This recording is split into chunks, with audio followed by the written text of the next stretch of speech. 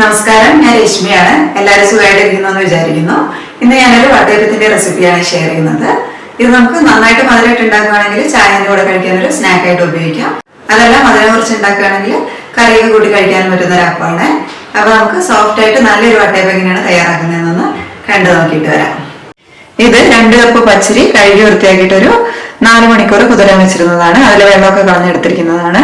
പച്ചരി കുതിരാനായിട്ട് വെക്കുന്ന സമയത്ത് തന്നെ 5-6 പ്രാവശ്യം നന്നായിട്ട് അമർത്തി തിരുമ്മി അതിലെ ആ പശയൊക്കെ കളഞ്ഞിട്ട് വേണം നമ്മൾ വെള്ളത്തിലിട്ട് വെക്കാൻ. അല്ലെങ്കിൽ നമ്മൾ അപ്പം ഉണ്ടാക്കി വരുന്ന സമയത്ത് നല്ല ഒട്ടലായിരിക്കും അപ്പത്തിന്.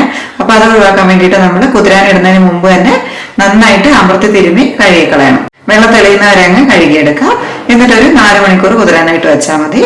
അത് കഴിഞ്ഞിട്ട് നമുക്ക് ഇതൊന്ന് അരച്ചെടുക്കണം. അരി അരയ്ക്കാൻ വേണ്ടിയിട്ട് മിക്സിന്റെ വലിയ ജാറിലേക്ക് ഇട്ട് കൊടുക്കാം. മുഴുവൻ അരി ഇടുന്നുണ്ട്. അരി അരയ്ക്കാൻ വേണ്ടിയിട്ട് ഇതിലേക്ക് ഒരു 1 കപ്പ് തേങ്ങാപ്പാൽ ഒഴിച്ചു കൊടുക്കാം. തേങ്ങാപ്പാലിന് പകരമായിട്ട് സാധാരണ വെള്ളം അതല്ലെങ്കിൽ തേങ്ങാവെള്ളമൊക്കെ ചേർക്കാം. വട്ടയപ്പം നല്ല ടേസ്റ്റ് ആയിട്ട് കിട്ടണമെങ്കിൽ നമുക്ക് തേങ്ങാപ്പാൽ കൂട്ടിയിട്ട് അങ്ങ് അരച്ചെടുക്കാം. ഇനി ഇതൊന്ന് അരച്ചെടുക്കാം. ഇത് നല്ല ഫൈനായിട്ട് അരച്ചിട്ടില്ല. ഈ ഒരു സമയത്ത് തരിതരിപ്പായിട്ടാണ് അരച്ചെടുത്തിട്ടുള്ളത്. ഇത് കണ്ടില്ലേ, ചെറിയൊരു തരിയോട് കൂട്ടിയിട്ടാണ് അരച്ചെടുത്തിട്ടുള്ളത്. ഇനി നമുക്ക് ഇതിന് ഒരു 4 ടേബിൾ സ്പൂൺ മാവ് എടുത്തിട്ടൊന്ന് വേവിച്ചെടുക്കണം, കുറുക്കിയെടുക്കാം. അതിനെ നമ്മൾ കപ്പി വെച്ചതെന്നാണ് പറയുക. ഇപ്പൊ അരച്ചു വെച്ചിരുന്ന ഒരു 4 ടേബിൾ സ്പൂൺ മാവ് നമുക്കൊരു പാനിലേക്ക് ഒഴിച്ചു കൊടുക്കാം. ഇതൊന്ന് കുറുക്കി വേവിച്ച് നമുക്ക് മാവിലേക്ക് തന്നെ ചേർത്തിട്ട് ഒന്നും കൂടി ഒന്ന് അടിച്ചെടുക്കണം. ഇതിലേക്ക് ഒരു 1 കപ്പ് വെള്ളം ഒഴിച്ചു കൊടുക്കാം. ഇത് സാധാരണ പച്ചവെള്ളം തന്നെയാണ്. ഇതൊന്ന് മിക്സ് ചെയ്തതിന് ശേഷം നമുക്ക് ലോ ഫ്ലെയിമിൽ വെച്ചിട്ട് ഒരു 10 മിനിറ്റ് ഒന്ന് വേവിച്ചെടുക്കാം. മാവും വെള്ളം ഇളക്കി യോജിപ്പിക്കാതെ ഹൈ ഫ്ലെയിമിൽ വെച്ചിട്ട് വേവിച്ചെടുക്കാൻ നോക്കിയിട്ടുണ്ടെങ്കിൽ അരിപ്പൊടി വേഗം ഒന്ന് കട്ടയായി പോവേ.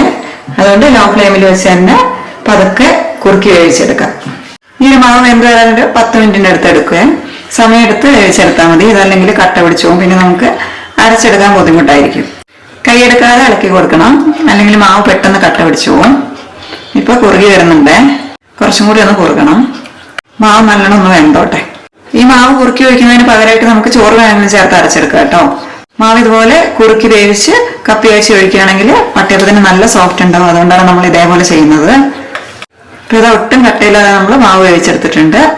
ഈ ഒരു പരിവാകുമ്പോൾ ഫ്ലെയിം ഓഫ് ആക്കി കൊടുക്കുന്നുണ്ട്. ബാക്കി പാത്രത്തിന്റെ ചൂടുകൊണ്ട് ആയി കിട്ടിക്കോളും.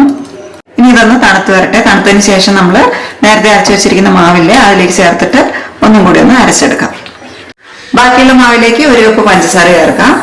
ഞാൻ ഇത്രയും മാവിലേക്ക് ഒരു 1 കപ്പ് പഞ്ചസാരയാണ് എടുത്തത്. അതായത് ഒരു 14 ടേബിൾ സ്പൂൺ പഞ്ചസാര. അപ്പത്തിന്റെ മുകളിലേക്ക് ഞാൻ ചെറിയാണ് വെക്കുന്നത്. അതുകൊണ്ടാണ് 14 ടേബിൾ സ്പൂൺ മാത്രം ചേർത്ത് കൊടുത്തത്. കാരണം നമ്മൾ കഴിക്കുന്ന സമയത്ത് ചെറിയ ഒരു മധുരം കൂടി ഉണ്ടാവുമല്ലോ. അപ്പോൾ പാകത്തിന് മധുരമായിരിക്കും. ഇനി അതേസമയം ചെറിയല്ല വെക്കുന്നതെങ്കിൽ നമുക്കൊരു 16 ടേബിൾ സ്പൂൺ പഞ്ചസാര വരെ ചേർത്ത് കൊടുക്കാം. അപ്പൊ നമ്മൾ കഴിക്കുന്ന സമയത്ത് പാകത്തിന് മധുരം ഉണ്ടാവും. പഞ്ചസാര നമ്മുടെ ഇഷ്ടത്തിനനുസരിച്ച് ചേർക്കാം. കറി കൂട്ടി കഴിക്കാനാണെങ്കിൽ ഒരു 5 ടേബിൾ സ്പൂൺ പഞ്ചസാരയൊക്കെ മതിയാകും. ഇനി ഇതിലേക്ക് 1 കപ്പ് ചെറിയ തേങ്ങ ചേർക്കാം. ഇനി ഒരു 10 ഏലക്ക തൊലി കളഞ്ഞിട്ട് 1 ടേബിൾ സ്പൂൺ പഞ്ചസാര ചേർത്തിട്ട് ഒന്ന് പൊടിച്ചിട്ട് കൊടുക്കാം. പൊടിയായിട്ടുണ്ടെങ്കിൽ ഒരു 3/4 ടീസ്പൂൺ ഇട്ട് കൊടുക്കാം കേട്ടോ.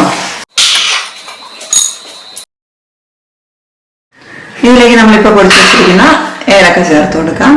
പിന്നെ വട്ടയപ്പത്തിൽ ജീരകത്തിന്റെ ടേസ്റ്റ് ഇഷ്ടമാണെങ്കിൽ മാത്രം ഒരു 1/4 ടീസ്പൂൺ ചേർത്ത് കൊടുക്കാം. ഇനി മാവ് നന്നായിട്ട് പൊങ്ങി വരാൻ ഒരു 1/2 ടീസ്പൂൺ ഈസ്റ്റ് ചേർത്ത് കൊടുക്കാം. ഇൻസ്റ്റന്റ് ഡ്രൈ ഈസ്റ്റ് ആണ്. മറ്റേ ഈസ്റ്റ് ആണെങ്കിൽ അതായത് കുറച്ച് വലിപ്പമുള്ള ഒരു ഈസ്റ്റ് ഇല്ലേ, അതാണെങ്കിൽ ചെറിയ ചൂടുവെള്ളത്തിൽ കുറച്ച് പഞ്ചസാര ചേർത്ത് മിക്സ് ചെയ്തിട്ട് കുറച്ച് നേരം ഒന്ന് വെക്കുക. എന്നിട്ട് ഒഴിച്ചു കൊടുത്താൽ മതി. മധുരമുള്ള അപ്പമാണ്, എന്നാലും വേണമെങ്കിൽ ഒരു 1/4 ടീസ്പൂണിന്റെ പകുതി ഉപ്പും കൂടെ ചേർത്ത് കൊടുക്കാം. ഇതിലേക്ക് 1 കപ്പ് തേങ്ങാപ്പാലും കൂടി ഒഴിച്ചിട്ട് ഈ മാവ് നല്ലോണം ഒന്ന് അരച്ചെടുക്കാം. ഇതിലേക്ക് നേരത്തെ നമ്മൾ വേവിച്ച് കുറുക്കി വെച്ചിരുന്ന മാവില്ലേ കപ്പി അരച്ചത് അത് ചേർത്ത് കൊടുക്കാം. ഞാനിപ്പോ തണുക്കാത്തതുകൊണ്ടാണ് ഈ ഒരു സമയത്ത് ചേർത്ത് കൊടുക്കുന്നത്. ഇതിപ്പോ കട്ടിയൊന്നും ഇല്ലാത്തത് കൊണ്ട് തന്നെ നമ്മൾ ഈ സമയത്ത് ചേർത്ത് കൊടുത്താലും നന്നായിട്ട് അരഞ്ഞു കിട്ടിക്കോളും. അതേസമയം നമ്മൾ കപ്പി അരച്ചത് ഇച്ചിരി കട്ട പിടിച്ച് പോവുകയാണെങ്കിൽ നമ്മളിപ്പോ അരച്ചു വെച്ച മാവിന് കുറച്ച് മാവ് മാത്രം ഒഴിച്ചിട്ടൊന്ന് നന്നായിട്ട് അരച്ച് ലൂസാക്കി എടുത്തതിന് ശേഷം മാത്രം മുഴുവൻ മാവിലേക്ക് ചേർത്ത് കൊടുത്താൽ മതി. എന്നാൽ മാത്രമേ അത് ഒട്ടും കട്ടയില്ലാതെ മാവിന്റെ കൂടെ നന്നായിട്ട് അരഞ്ഞു വരുള്ളൂ. കപ്പി അരച്ചതും കൂടെ ചേർത്തിട്ട് ഒന്നങ്ങ് അരച്ചെടുക്കാം. ഇനി നമുക്ക് മാവ് പൊങ്ങാൻ വേണ്ടിയിട്ട് അത്യാവശ്യം വലിയൊരു പാത്രത്തിലേക്ക് ഒഴിച്ചു വെക്കാം. മാവ് നന്നായിട്ട് പൊങ്ങി വരും. അതുകൊണ്ട് അത്യാവശ്യം വലിപ്പമുള്ള ഒരു പാത്രം തന്നെ എന്തായാലും വെച്ചു കൊടുക്കണം. അല്ലെങ്കിൽ മാവ് പൊങ്ങിയിട്ട് അടുപ്പിൽ തട്ടിയിട്ട് താന്നു പോകും. ഇനി ഈ പാത്രം അടച്ചു വെച്ചിട്ട് അത്യാവശ്യം ചൂടുള്ള ഒരു സ്ഥലത്ത് മാവ് പൊങ്ങാനായിട്ട് മാറ്റി വെക്കാം. ഒന്നില്ലെങ്കിൽ ചൂടുള്ള അടുപ്പിന്റെ അടുത്ത് വെക്കാം.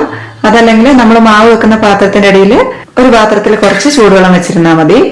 അപ്പോഴും മാവ് നന്നായിട്ട് അങ്ങ് പൊങ്ങി വന്നോളൂ. മാവ് പൊങ്ങാൻ വെച്ചിട്ട് ഇപ്പോൾ ഒരു 5 മണിക്കൂർ കഴിഞ്ഞിട്ടുണ്ട്. ഇത് കണ്ടില്ലേ നന്നായിട്ട് പൊങ്ങി വന്നിട്ടുണ്ട്. ഇത്രയും നന്നായിട്ട് പൊങ്ങി വരുന്നതുകൊണ്ടാണ് മാവ് കലക്കി വെക്കുമ്പോൾ അത്യാവശ്യം വലിയ പാത്രത്തിൽ തന്നെ ഒഴിച്ചു വെക്കണം എന്ന് പറഞ്ഞത്. ഒന്ന് പതുക്കെ മിക്സ് ചെയ്ത് കൊടുക്കാം.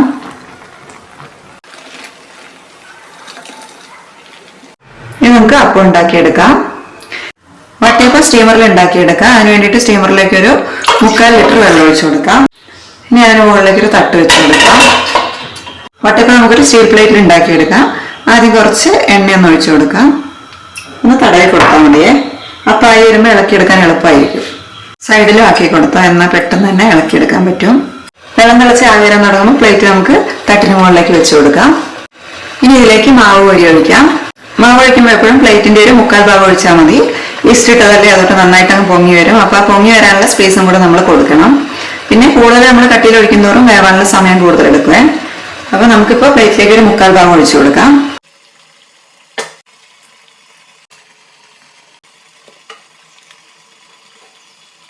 ഇനി അടച്ചു വെച്ചിട്ട് കഴിക്കാം. ഹൈ ഫ്ലെയിമിൽ തന്നെ ഇരുന്നോട്ടെ. ഒരു 2-3 മിനിറ്റ് കഴിയുമ്പോൾ നമുക്ക് ഇതൊന്ന് തുറന്നിട്ട് ഇതിലേക്ക് കുറച്ച് ചെറി വെച്ച് കൊടുക്കാം. അണ്ടിപ്പരിപ്പും മുന്തിരിയും ട്യൂട്ടി ഫ്രൂട്ടി ഒക്കെ നമുക്ക് വട്ടയപ്പത്തിന്റെ മുകളിൽ വെച്ച് കൊടുക്കാം. എന്നാലും ചെറി വെക്കുമ്പോഴായിരിക്കും കൂടുതൽ ടേസ്റ്റ്. നമ്മൾ മുറിച്ച് കഴിക്കുമ്പോൾ ചെറിയും കൂടെ കൂട്ടി കഴിക്കുമ്പോൾ നല്ലൊരു ടേസ്റ്റ് ആയിരിക്കും. ഇപ്പൊ ഒരു 3 മിനിറ്റ് കഴിഞ്ഞിട്ടുണ്ട്. തുറന്നിട്ട് നമുക്ക് ചെറി വെച്ച് കൊടുക്കാം. ഞാനൊരു ചെറി പകുതി മുറിച്ചിട്ട് അങ്ങനെയാണ് വെച്ച് കൊടുക്കുന്നത്. ഇനി നമുക്ക് അടച്ചു വെച്ചിട്ട് ഒരു 15 മിനിറ്റും കൂടെ വേവിച്ചെടുക്കാം. ഇപ്പൊ ഒരു 20 മിനിറ്റ് ആയിട്ടുണ്ട്.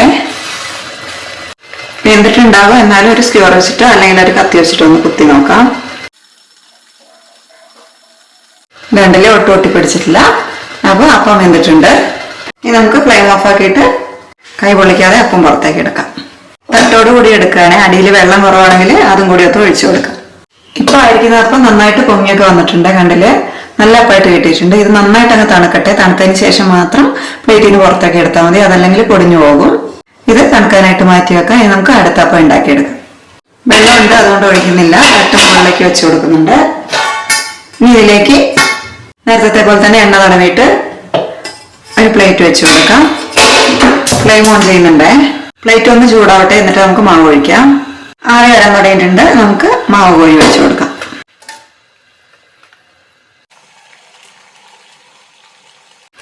ഇനി അടച്ചു വെച്ചിട്ട് വേവിച്ചെടുക്കാം. 2-3 മിനിറ്റ് കഴിയുമ്പോഴേക്കും കുറച്ചൊന്ന് വെന്ത് തുടങ്ങുമ്പോൾ നമുക്ക് ഇതിലേക്ക് നേരത്തെ പോലെ തന്നെ ചെറി വെച്ച് കൊടുക്കാം. ഇനി അടച്ചു വെച്ചിട്ട് 20 മിനിറ്റ് കൂടെ വേവിച്ചെടുക്കാം. ഫ്ലെയിം ഹൈയിൽ തന്നെയാണ് ഇരിക്കുന്നത്. ഇപ്പൊ ഒരു 20 മിനിറ്റ് കഴിഞ്ഞിട്ടുണ്ട്. അടുത്ത അപ്പം ആയിട്ടുണ്ട്. ഇത് കണ്ടില്ലേ, നമ്മൾ ആദ്യം ഉണ്ടാക്കിയ അപ്പം നന്നായിട്ട് തണുത്ത് വന്നിട്ടുണ്ട്. നന്നായിട്ട് തണുത്ത് വന്നതിന് ശേഷം മാത്രം കേട്ടോ പ്ലേറ്റിൽ നിന്ന് എടുക്കാൻ പാടുള്ളൂ. അതിന് മുമ്പ് എടുക്കാൻ തന്നിട്ടുണ്ടെങ്കിൽ പൊടിഞ്ഞു പോകും. തണുത്ത് വന്നതിന് ശേഷം മാത്രം പ്ലേറ്റിൽ നിന്ന് പുറത്തേക്ക് എടുക്കുക. സൈഡൊന്ന് ഇതുപോലെ കൈ കൊണ്ടൊന്ന് വെടിയിച്ചു കൊടുത്താൽ മതി. അതല്ലെങ്കിൽ സ്പൂൺ വെച്ചിട്ട് പതുക്കെ ഇങ്ങനെ ഇളക്കി കൊടുത്താൽ മതി. കിട്ടുന്നില്ലെങ്കിൽ കൈ കൊണ്ട്. ഒട്ടും പ്ലേറ്റിലേക്കൊന്നും ഒട്ടിപ്പിടിച്ചിട്ടില്ലേ. നമുക്ക് ഈസി ആയിട്ട് തന്നെ ഇതേപോലെ കൈ കൊണ്ട് ഇളക്കിയെടുക്കാൻ പറ്റും. കണ്ടില്ലേ, നല്ല സോഫ്റ്റ് ആയിട്ട് നന്നായിട്ട് പൊങ്ങി വന്നിരിക്കുന്ന വട്ടയപ്പാണ്.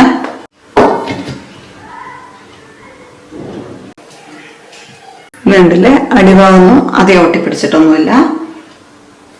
നമുക്കിതൊരു പ്ലേറ്റിലേക്ക് വെച്ച് കൊടുക്കാം. കണ്ടില്ലേ, നല്ല സോഫ്റ്റ് ആയിട്ടുള്ള വട്ടയപ്പാണ്. ഇനി നമ്മൾ മുറിക്കുമ്പോൾ ഓരോ ചെറിയും ഓരോ പീസിൽ വരുന്ന രീതിയിൽ മുറിക്കുക. അപ്പൊ നമുക്ക് കഴിക്കുന്ന സമയത്ത് ചെറിയും കൂടെ കൂട്ടി കടിക്കുമ്പോൾ നല്ലൊരു രുചിയായിരിക്കും. രണ്ടാമത്തെ ഇപ്പോൾ ഇവിടെ ആയിട്ടുണ്ട്. കുറച്ചും കൂടി ഒന്ന് തണുക്കാനുണ്ട്. തണുത്തതിന് ശേഷം ഇതേപോലെ തന്നെ പ്ലേറ്റിൽ നിന്ന് പുറത്തേക്ക് എടുക്കാം. ഇത് ഞാനൊന്ന് മുറിച്ചും കൂടെ കാണിക്കാം കേട്ടോ.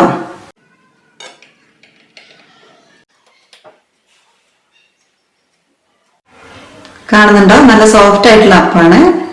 ഉള്ളിലൊക്കെ കണ്ടില്ലേ, മാവ് നല്ലോണം പതഞ്ഞു വന്നതുകൊണ്ട് തന്നെ നല്ല സോഫ്റ്റ് ആയിട്ട് കിട്ടിയിട്ടുണ്ട്.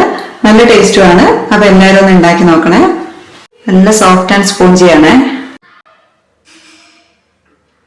അടുത്ത അപ്പം ആയിട്ടുണ്ട്. ഇത് നമുക്ക് പതുക്കെ കൈ അടിയിലേക്ക് ഇട്ടിട്ട് ഇതുപോലെ അങ്ങ് വെടിയിച്ചെടുത്താൽ മതി.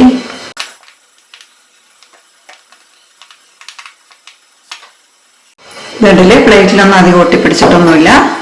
അടിഭാഗം നോക്കാം. കണ്ടില്ലേ, ഒട്ടിപ്പിടിച്ചിട്ടൊന്നുമില്ല അധികം. നല്ല സോഫ്റ്റ് ആയിട്ടുള്ള നന്നായിട്ട് പൊങ്ങി വന്നിരിക്കുന്ന അപ്പാണ്. മധുരമൊക്കെ നന്നായിട്ടുണ്ട്. നമ്മൾ തേങ്ങാപ്പാലൊക്കെ ചേർത്തുണ്ടാക്കിയതുകൊണ്ട് നല്ല ടേസ്റ്റാണ് വട്ടയപ്പത്തിന്. വെറുതെ നമ്മൾ വെള്ളം ഒഴിച്ചിട്ട് ചോറും കൂടിയിട്ടൊക്കെ അരച്ചുണ്ടാക്കുന്നത് പോലെയല്ല. തേങ്ങാപ്പാലൊക്കെ ചേർത്ത് കപ്പിയാച്ചിട്ട് വട്ടയപ്പം ഉണ്ടാക്കുകയാണെങ്കിൽ നല്ല ടേസ്റ്റാണ്. സാധാരണ വെള്ളം ഒഴിച്ചിട്ടാണ് എല്ലാവരും ഉണ്ടാക്കി നോക്കുന്നതെങ്കിൽ ഇതേപോലെ തേങ്ങാപ്പാൽ ഒഴിച്ചിട്ടൊന്ന് ഉണ്ടാക്കി നോക്കണേ. നല്ല രുചിയുള്ള അപ്പം തന്നെ കിട്ടും. എല്ലാവരും ഈ ക്രിസ്മസിന് ഈ ഒരു വട്ടയപ്പം ഒന്ന് ട്രൈ ചെയ്ത് നോക്കാം. ഇത്രയും അരി കൊണ്ട് നമുക്കൊരു 3 വട്ടയപ്പം ഉണ്ടാക്കാൻ പറ്റിയിട്ടുണ്ട്. ഇത് നമ്മൾ ആദ്യം ഉണ്ടാക്കിയത് മുറിച്ച് കാണിച്ചില്ലേ, അതാണ്. പിന്നെ ഇത് നമ്മൾ രണ്ടാമത് ഉണ്ടാക്കിയത്. മൂന്നാമത്തേല് ഞാൻ ചെറിയില്ലാതെ പ്ലെയിൻ ആയിട്ടാണ് ഉണ്ടാക്കിയിട്ടുള്ളത്. എങ്ങനെ ഉണ്ടാക്കാം നമുക്ക് വേണമെങ്കിൽ, പക്ഷെ ചെറിയ ചേർക്കുകയാണെങ്കിൽ കൂടുതൽ സ്വാദായിരിക്കും. ഇത് തണുത്തിട്ടില്ല, അതുകൊണ്ട് ഞാൻ പ്ലേറ്റിൽ നിന്ന് എടുത്തിട്ടില്ല.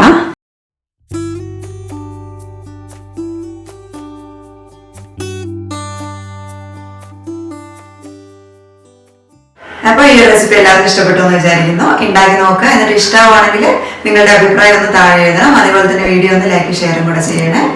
നമ്മുടെ ചാനൽ ആദ്യമായിട്ടാണ് കാണുന്നതെങ്കിൽ ഒന്ന് സബ്സ്ക്രൈബ് ചെയ്തിട്ട് സപ്പോർട്ടും കൂടെ ചെയ്യണേ.